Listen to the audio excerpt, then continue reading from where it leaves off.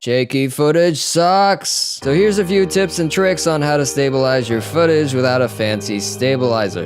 The first step to smoother footage is to make sure that optical stabilization is turned on if your lens has it. Here's what it looks like with it turned off and then turned on. It's a pretty big difference. Next, you're going to want to get a tripod and simply shorten one of the 3 legs. Then you can swing it back and forth on an axis to give yourself nice smooth motion. Since the 2 legs are keeping everything stable, the only thing you have to worry about is keeping a steady speed. I use this technique all the time because it's so easy to go from a tripod shot to one of these shots. You can go at it from different angles and even go all the way forward for these crane type shots. Nifty. The third thing that you're going to want, cardboard.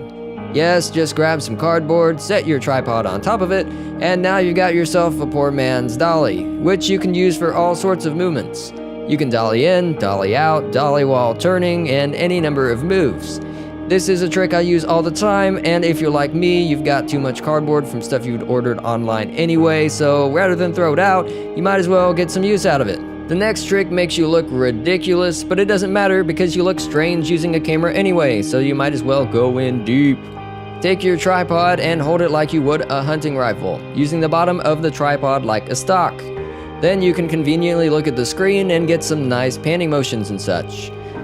If you don't need to record dialogue, slow everything down. Shoot the scene in 30 frames per second or higher, and then slow it back down in post for nice smooth motion. Any shaking will be smoothed out over time, so your footage can go from looking all jittery and strange to nice and cinematic. Just make sure that you change your shutter speed to match your frame rate. The 6th step is to fake it in post. One that I find useful is to shoot an overhead shot and then turn the whole thing in post by zooming in a little and then slowly turning the footage so that it looks like the camera did it. You can do this with all sorts of zooms, but I find turning the bird's eye view the most effective. The last tip I have is to use some sort of post-processing to smooth out your footage for you, like Adobe's Warp Stabilizer. It works best on footage that isn't too shaky to begin with and has limited uses.